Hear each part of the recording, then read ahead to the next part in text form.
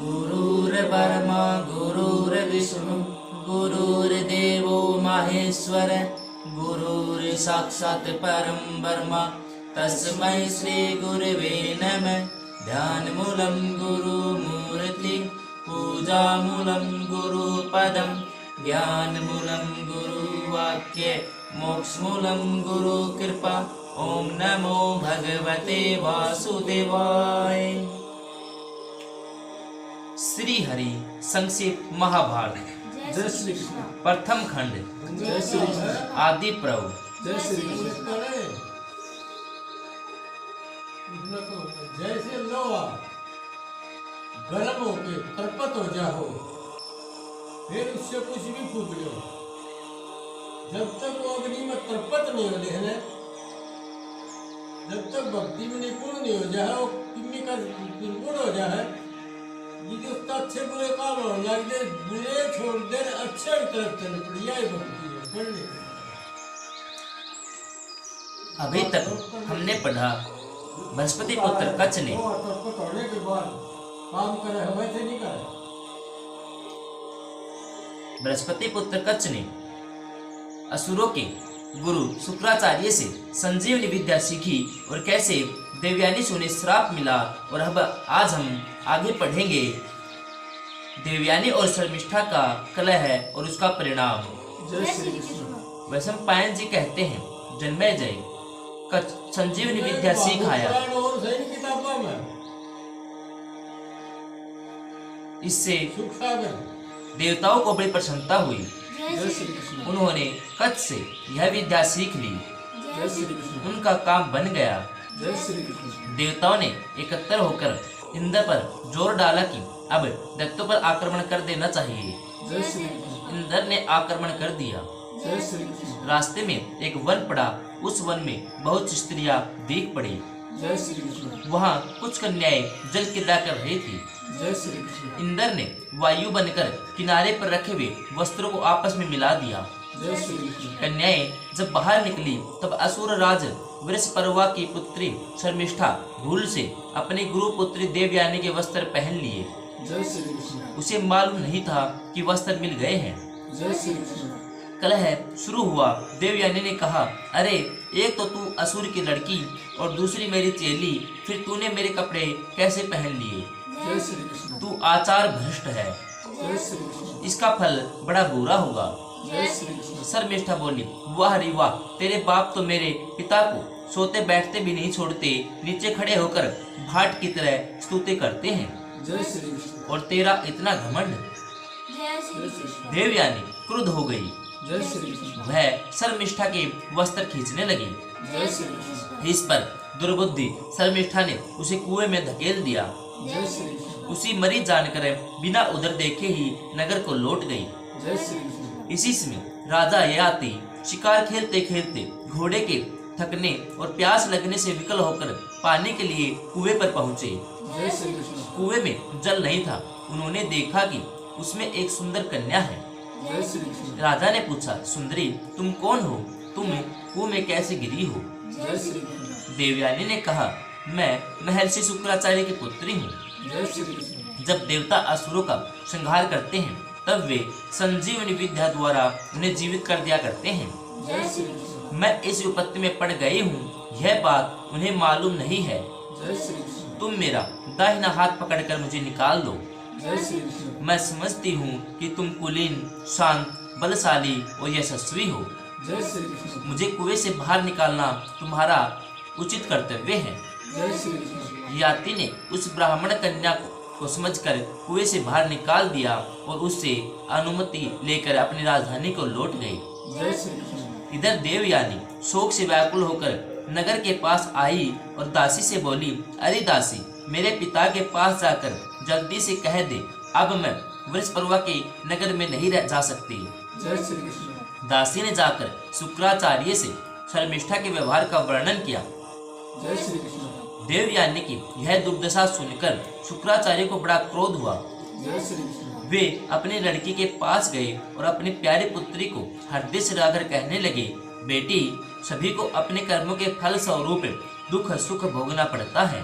जय श्री कृष्ण। जान पड़ता है कि तुमने कुछ अनुचित कार्य किया है, जय श्री कृष्ण, जिसका यह प्रायश्चित हुआ है। जय श्री कृष्ण। देवयानी ने कहा, पिताजी, यह प्रायश्चित हो न हो, मुझे एक बात बतलाइए। वृषपर्वा की बेटी ने क्रोध से आंखें लाल लाल करके रूखे स्वर से कहा कि तेरे बाप तो हमारे यहाँ भाट हैं, जय श्री कृष्ण, वे हमारी स्तुति करते हैं, हमसे भीख मांगते हैं और प्रतिग्रह लेते हैं। जय श्री कृष्ण, क्या उसका कहना ठीक है? जय श्री कृष्ण, यदि ऐसा है तो मैं अभी जाकर शर्मिष्ठा से क्षमा मांगू और उनको खुश करूं। जय श्री कृष्ण, शुक्राचार्य ने कहा, बेटी, तू भाट, भिखा मंगे या दान लेने वाले की पुत्र नहीं है। जय श्री कृष्ण, तू उस पवित्र ब्राह्मण की कन्या है जो कभी किसी की स्तुति नहीं करता, जय श्री कृष्ण, जिसकी स्तुति सभी लोग करते हैं। जय श्री कृष्ण, इस बात को वृषपर्वा, इंद्र, राजा ययाति भी जानते हैं। जय श्री कृष्ण, अचिंत्य ब्राह्मणत्व और निर्धनत्व ऐश्वर्य ही मेरा बल है। जय श्री कृष्ण, ब्रह्मा ने प्रसन्न होकर मुझे अधिकार दिया है और भूलोक और स्वर्लोक में जो कुछ भी है मैं उस सब का स्वामी हूँ। जय श्री कृष्ण, मैं ही प्रजा के हित के लिए जल बरसाता हूँ जय श्री कृष्ण, और मैं ही औषधियों का पोषण करता हूँ। जय श्री कृष्ण, यह मैं बिल्कुल ठीक कहता हूँ। जय श्री कृष्ण, इसके बाद शुक्राचार्य ने देवयानी को समझाते हुए कहा, जो मनुष्य अपनी निंदा सह लेता है उसने अपने सारे जगत पर विजय प्राप्त कर ली है। जय श्री कृष्ण, ऐसा समझो, जो उभरे क्रोध को घोड़ों के समान वश में कर लेता है वही सच्चा सारथी है, जय श्री कृष्ण, बागडोर पकड़ने वाला नहीं। जय श्री कृष्ण, जो क्रोध को समाज से दबा देता है वही श्रेष्ठ पुरुष है। जय श्री कृष्ण, जो क्रोध को रोक लेता है, निंदा सह लेता है और दूसरों के स्थाने पर भी दुखी नहीं होता वह सब पुरुषार्थों का भाजन होता है। जय श्री कृष्ण। एक मनुष्य 100 वर्ष तक निरंतर यज्ञ करे और दूसरा क्रोध न करे तो उससे क्रोध न करने वाला ही श्रेष्ठ है। जय श्री कृष्ण, मूर्ख बच्चे तो आपस में वैर विरोध करते ही हैं, समझदार को तो ऐसा नहीं करना चाहिए। जय श्री कृष्ण, देवयानी ने कहा, पिताजी, मैं अभी बालिका हूँ, फिर भी मैं धर्म अधर्म का अंतर समझती हूँ। जय श्री कृष्ण, क्षमा और निंदा की सरलता निर्बलता भी मुझ में ज्ञात है।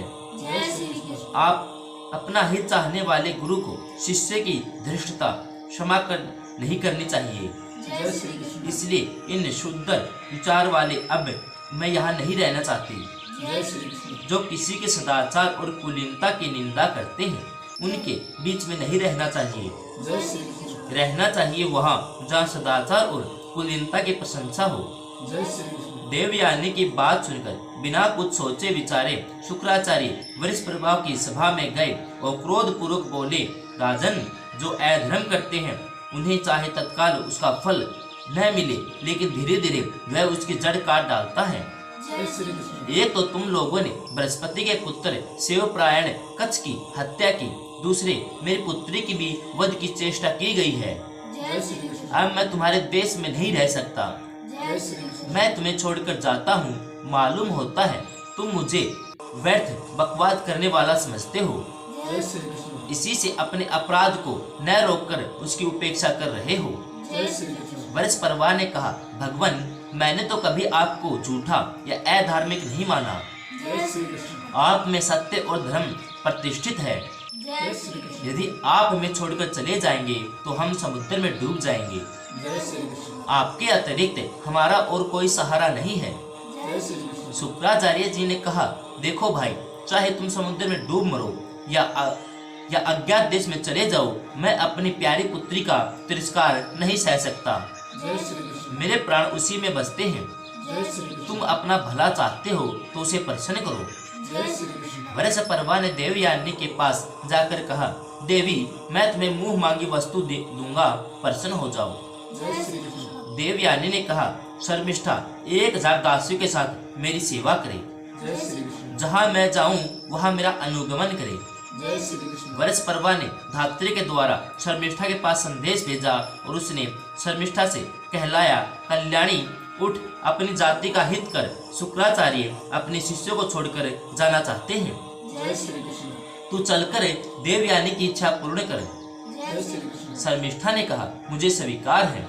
जय श्री कृष्ण, आचार्य और देवयानी यहाँ न जाए, मैं उन सब की इच्छाएं पूरी करूंगी। जय श्री कृष्ण। शर्मिष्ठा दासी के रूप में देवयानी के पास उपस्थित हुई और प्रार्थना की, मैं यहाँ और तुम्हारी ससुराल में भी तुम्हारी सेवा करूंगी। जय श्री कृष्ण। देवयानी ने कहा, क्यों, जो मैं तुम्हारे पिता के भिख मंगे भाट दान देने वाले की लड़की हूँ और तुम बड़े बाप की बेटी हो, अब मेरी दासी बनकर कैसे रहोगी? जय श्री कृष्ण। शर्मिष्ठा ने कहा, जैसे बने वैसे विपदग्रस्त जाति की रक्षा करनी चाहिए। जय श्री कृष्ण। यही सोचकर मैं तुम्हारी दासी हो गई हूँ। जय श्री कृष्ण। मैं विवाह होने के बाद भी तुम्हारे साथ चलकर सेवा करूंगी। जय श्री कृष्ण। तब देवयानी समझ गई और प्रसन्न हो गई और शुक्राचार्य के साथ अपने आश्रम पर लौट आई। जय श्री कृष्ण। जय श्री कृष्ण।